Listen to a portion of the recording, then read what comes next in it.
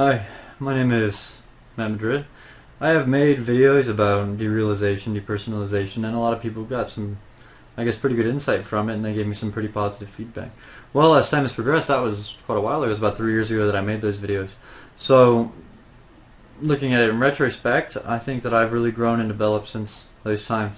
Now, I've been doing a lot of thinking even lately, and I kind of came to the conclusion as far as, what is derealization? Like, really, what is it on a psychological level? What loses, what are we deficient of that causes, us to perceive in this weird fashion? And this is really it. As we get older, as we grow up, even from a young time, as we start to develop our cognitive abilities and we start to, experience life and experience reality and people in reality, we start to develop an identity based on our experiences. Now, with that identity, you think, okay, well, I am this person, I do this, this is me, these are the people that I know, this is how they perceive me. You think you've got a pretty good understanding of what is what, and that's why most teenagers think that they know everything because they have such a strong sense of identity. And this is why derealization or depersonalization realistically only affects people who are, younger of, late teenage years, maybe to early 20s.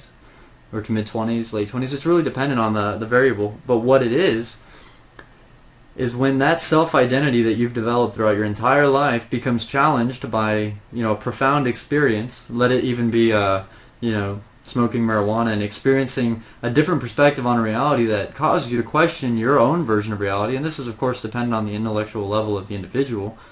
But as this process takes place and we question our own identity, our identity starts to, of course, diminish. Once brought awareness to our identity not being this concrete structure, it being something, of course, that's just ideas and concepts, which we don't even realize this on a conscious level, but we do, of course, on a subconscious level.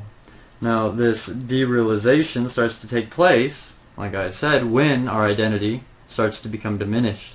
Our sense of self stops existing. We feel lost and scared in a world that we used to know so much about now feels like a complete stranger, as we feel like complete strangers to ourselves. And it's not necessarily that you are or that you were and you still have all the same memories intact. It's that you are perceiving different without having the conceptual self that you once had. And like I had called it before, enlightenment or close to enlightenment, something like enlightenment. It's similar to that in a lot of sense, except you're not searching for it, you're not developing it to be as a part of your identity, it's just something that happens. Now, this is the cure. I've got it.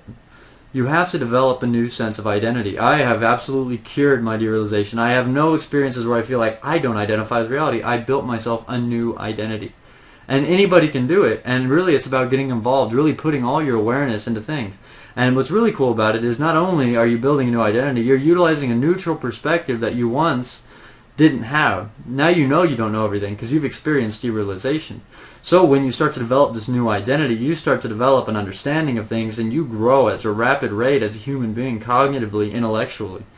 You become something that you never were before and that most people don't get to dream of being.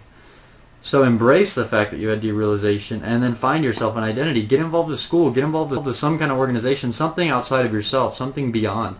I, for instance, went to school and ended up actually becoming a paramedic in between the time that I last spoke to you guys.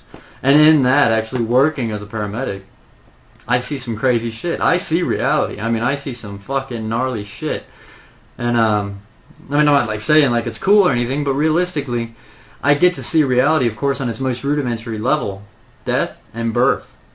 And by experiencing that, it gives me a more solid understanding of what life is, what death is. I don't fear death. I don't fear life. I don't fear birth. It all is just natural. Everything is natural. It all exists. You get what I'm saying? So develop your own identity.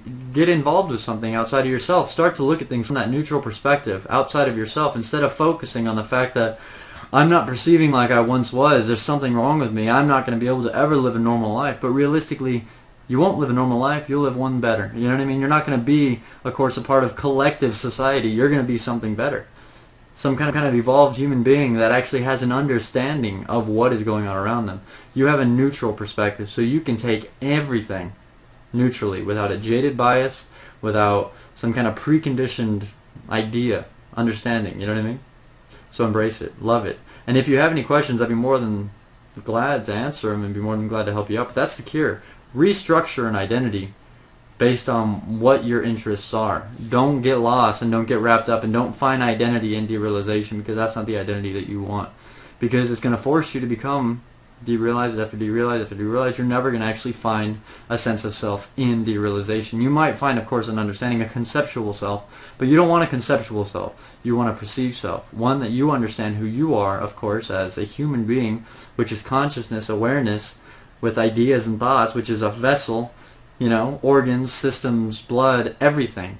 I mean, you are like millions of life forms in one, creating this ultimate life form, which ultimate life forms is an ultimate life form. So experience that as you are, and know that you're not the biggest thing in this earth, you're not the coolest thing in the universe, and you're definitely not the least and not the smallest and not anything, because it all is so infinitesimal that none of it really matters. You just got to enjoy it, embrace it, love it, and move forward, because life, of course, is yours. It is what you make of it.